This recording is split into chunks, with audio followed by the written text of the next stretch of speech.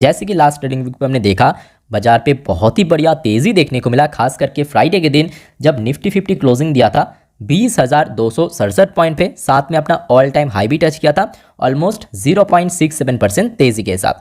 तो बात करेंगे इस वीडियो पे कुछ इंपॉर्टेंट की फैक्टर्स, कुछ इंपॉर्टेंट न्यूज़ के बारे में जो कि अपकमिंग ट्रेडिंग वीक पे बाजार को ट्रिगर कर सकता है।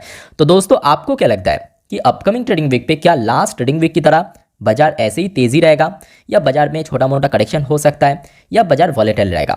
आपको क्या लगता है? आपके ओपिनियन के अकॉर्डिंग प्लीज़ कमेंट करके जरूर बताना कमेंट बॉक्स में। तो देखिए, ऐसे में कुछ इंपॉर्टेंट की फैक्टर्स हैं जो कि आपके सामने मैं अभी प्रेजेंट करूंगा।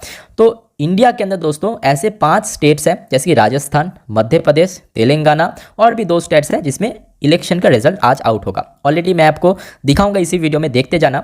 तो ये रिजल्ट मतलब जो इलेक्शन का नतीजा वो भी बहुत इंपॉर्टेंट है कल मार्केट के लिए।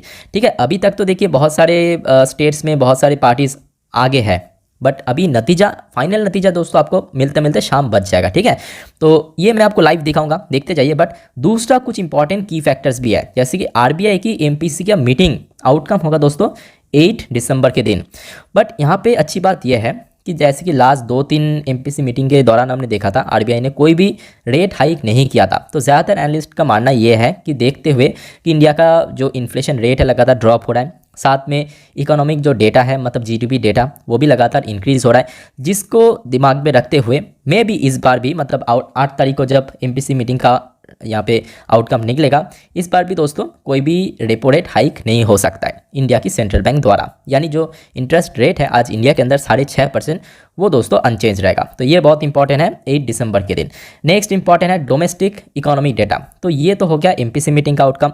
अब उसको छोड़ के और भी बहुत सारे डोमेस्टिक डेटा भी आउट होगा, जैसे कि after a consistent expansion in manufacturing activity the street will now focus on service activity next week. S P global service PMI data और कंपोजिट पीएमआई डेटा जो कि यहाँ पे आउट होगा 5 दिसंबर के दिन, मतलब परसों। ठीक है, तो लास्ट टाइम अक्टूबर महीने पे हमने देखा था कि पीएमआई डेटा में काफ़ी अच्छा यहाँ पे मूवमेंट देखने को मिला, 58.4 के आसपास पहुंच गया था अक्टूबर महीने पर। तो नवंबर महीने का जो डेटा है वो दोस्तों 5 तारीख मतलब परसों आपको देखने को मिलेगा। नेक्स्ट अगर हम बात करें यूएस की अनएम्प्लॉयमेंट रेट, ये भी बहुत इंपॉर्टेंट है, क्योंकि देखिए यूएस की अनएम्प्लॉयमेंट रेट, क्योंकि बीच में देखिए यूएस की जो इन्फ्लेशन है वो भी ड्रॉप हुआ, इकोनॉमिक ग्रोथ भी देखने को मिला। ऐसे में देखिए अगर अनएम्प्लॉयमेंट का जो रेट का डेटा है वो अगर ठीक ठाक हो गया ना, तो उस केस में एक अच्छा मूव आपको यूएस मार्केट में भी देखने को मिल सकता है। ठीक है, अब देखिए बहुत सारे इकोनॉमिस्ट का मानना यह है कि इस बार जो अनएम्प्लॉयमेंट रेट है एक्सपेक्टेड लगभग 3.9% के आसपास होने का चांस है। ठीक है, तो अगर ऐसा हुआ तो आई थिंक मार्केट की जो अकॉर्डिंग है वैसा अगर हुआ तो मार्केट में भी तेज़ी आएगा, और यूएस मार्केट में अगर तेज़ी हुआ तो कहीं ना कहीं उसका इम्पैक्ट आपको नेक्स्ट डे, ठीक है, इंडियन मार्केट में भी देखने को मिल सकता है। उसके साथ साथ और भी कुछ ऐसे ग्लोबल इकोनॉमिक डेटा आउट आपको देखने को मिल सकता है, जैसे कि US factory orders and wholesale in inventories in October महीने का ये डेटा आउट होगा। ठीक है, ये कुछ इंपॉर्टेंट पीएमआई डेटा है। ठीक है, दूसरे कंट्रीज़ की, जापान की हो गया, यूरोप का हो गया, ये सारे डेटा भी आपको अपकमिंग ट्रेडिंग वीक पे देखने का चांस है। बट इसके बीच में एक बहुत अच्छी खबर ये है जहाँ पे लगातार एफआईज द्वारा सेलिंग यानी आउटफ्लो हमें देखने को मिला था, खास करके नवंबर की एकदम शुरू में ही हमने देखा कि बहुत ज़्यादा सेल भी किया था, बट नवंबर की खास करके आखिरी हफ्तों पे वो दोस्तों सीधा सीधा पलट गया और एफआईएस ने भारी भरकम परचेज भी किया। जैसे कि मैं आपको थोड़ा आंकड़ा दिखा के रखना चाहता हूं कि लास्ट ट्रेडिंग वीक पे सिर्फ और सिर्फ एफआईएस ने 10,500 करोड़ का दोस्तों शेयर परचेज किया, टोटल नेट वैल्यू की बात करें। ठीक है, और टोटल नवंबर के महीने, क्योंकि शुरू में हमने देखा था सेल किया था और अंत में आके परचेज किया था, तो जिस वजह से ओवरऑल मंथ में जो नेट वैल्यू है 5,795 करोड़ के आसपास शेयर परचेस किया एफआईएस ने। तो मतलब एफआईएस की तरफ से भी हमें पॉजिटिव सिग्नल मिल रहा है। बाकी बात करें डीएस, तो ऑब्वियसली इंडियन मार्केट में परचेस कर ही रहा था, लास्ट ट्रेडिंग वीक पे भी लगभग 4,354 करोड़ के आसपास शेयर परचेस किया, और ऑल ओवर नवंबर महीने की बात करें टोटल 12,762 करोड़ के आसपास शेयर परचेज किया एफएस द्वारा। बाकी और एक अच्छी अपडेट ये भी है कि ऑयल प्राइस जो कि बीच में थोड़ा स्पाइक कर गया था, खास करके सितंबर अक्टूबर के महीने पे, उसमें दोस्तों काफ़ी गिरावट देखने को मिला। जैसे कि आप देख सकते हो ब्रेंट क्रूड की प्राइस लास्ट डे पे मतलब फ्राइडे के दिन ऑलमोस्ट 3.8% ड्रॉप होकर क्लोजिंग दिया था पूरा हफ्ते के अंदर, और लास्ट डे क्लोजिंग हुआ था $79.31 पर बैरल के आसपास। ठीक है, और उसके साथ साथ और भी बहुत सारे एसएमई आईपीओ बाजार पे ओपन होगा, कुछ आईपीओ लिस्ट भी होगा।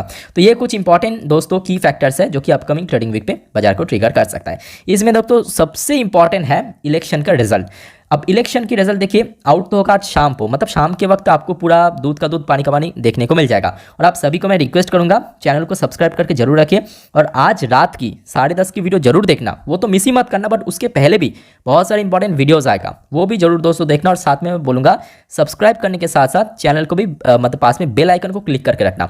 अब थोड़ा मैं आपको एस्टिमेट दे देता हूँ कि कौन सी स्टेट्स के अंदर कौन सी पार्टी आगे है। जैसे कि एमपी मध्य प्रदेश, यहाँ पे मैटर करते हैं नंबर ऑफ सीट बहुत ज़्यादा है, तो यहाँ पे आप देख सकते हो भारतीय जनता पार्टी यानी बीजेपी आगे है। उसके बाद इंडियन नेशनल कांग्रेस, टोटल अभी आप देख सकते हो 65 सीट्स, और यहाँ पे 164 जीत गया है 33 सीट में, जो कि बीजेपी।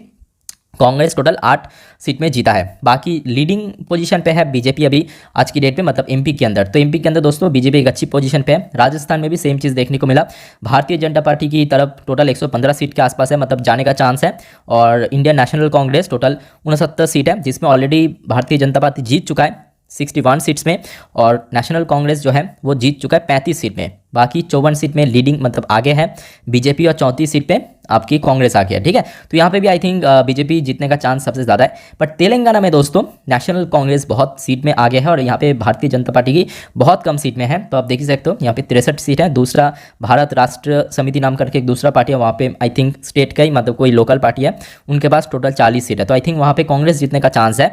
और नेक्स्ट अगर हम बात करें छत्तीसगढ़ में, जो कि काफ़ी कड़ी टक्कर हो रहा है, मतलब आप बोल सकते हो कि एकदम शोल्डर टू शोल्डर टक्कर हो रहा है। यहाँ पे जो बीजेपी खाते में अभी आगे है 56 सीट में, और कांग्रेस के पास 34 सीट। ऑलरेडी बीजेपी 2 सीट में जीत गया, और 54 सीट में यहाँ पे आगे है, और कांग्रेस अभी नहीं यहाँ पे जीता बट 34 सीट में आगे है। और बाकी बात करें मिजोरम में, यहाँ पे कोई यहाँ पे डेटा अभी तक फिलहाल देखने को नहीं मिला। अब देखिए छोटे स्टेट्स हैं, वहाँ पे जो सीट्स का नंबर भी काफ़ी कम होगा। तो अभी ओवरऑल बात करें छत्तीसगढ़, राजस्थान, मध्य प्रदेश में बीजेपी आ गया, तेलंगाना पे जो नेशनल कांग्रेस है वो आ गया है। तो आई थिंक ऐसे ही अगर रहा ना, कल इंडियन मार्केट में एक अच्छा बूस्ट हो सकता है, मतलब तेज़ी हो सकता है। बाकी दोस्तों आपको क्या लगता है कि अभी तक जो अपडेट आया है इलेक्शन के रिजल्ट के ऊपर, इसका इंपैक्ट कैसे देखने को मिलेगा आपको, प्लीज़ कमेंट करके जरूर बताना।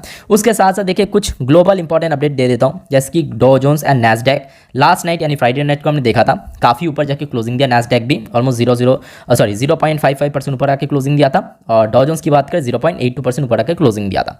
नेक्स्ट अगर हम बात करें, ये देखिए इसके पीछे जो रीज़न था, लास्ट डे एक्चुअली फ्राइडे के दिन आपकी फेडरल रिजर्व की चेयरमैन की एक बहुत इंपॉर्टेंट स्टेटमेंट आया था। देखिए US Federal Reserve to move carefully on interest rate. तो इंटरेस्ट रेट के ऊपर दोस्तों काफ़ी केयरफुली अभी मूव करेगा।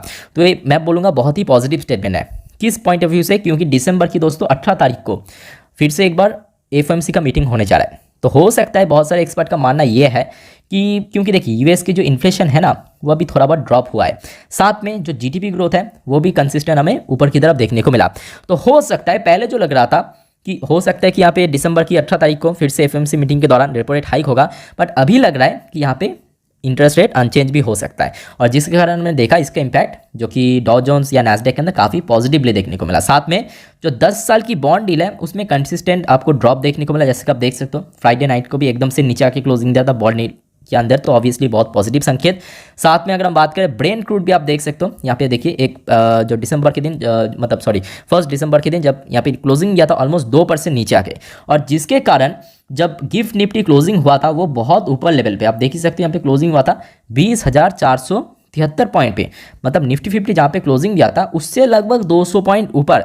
तो ये सारे डेटा दिमाग में रखते हुए मैं आपको इतना बोल सकता हूँ, अगर इलेक्शन का रिजल्ट मार्केट में फेवर में हुआ, ठीक है, अब देखिए जिसको समझना वो समझ गया है, मैं मार्केट की फेवर मतलब क्या बोलना चाह रहा हूँ।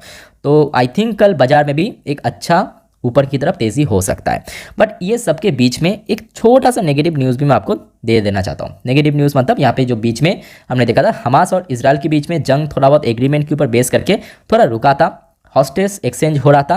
फिलहाल दोस्तों जंग फिर से शुरुआत हो चुका है, और फिर से वही पुराने बम्बार्डमेंट अपने इजराइल ने कर रहा है, जो कि हॉस्पिटल्स के अंदर या अलग अलग जगह के अंदर, शहर के अंदर, ठीक है। तो ये थोड़ा सा मैं बोलूँगा कि नेगेटिव अपडेट है। बट हाँ, इजरायली इंडेक्स अगर हम बात करें, आज संडे के दिन ओपन है। अब जैसे कि आप देख सकते हो अभी इजरायली इंडेक्स टियर 35 में ऑलमोस्ट 0.87% ऊपर पहुँच चुका है। तो ये कुछ इंपॉर्टेंट अपडेट्स था आज कल मार्केट के लिए। और फाइनल अपडेट दोस्तों चार्ट पैटर्न एनालिसिस करते हुए आज रात की 10:30 की वीडियो में कवर करेंगे, और साथ में इलेक्शन की एकदम पक्का रिजल्ट भी। तो वो वीडियो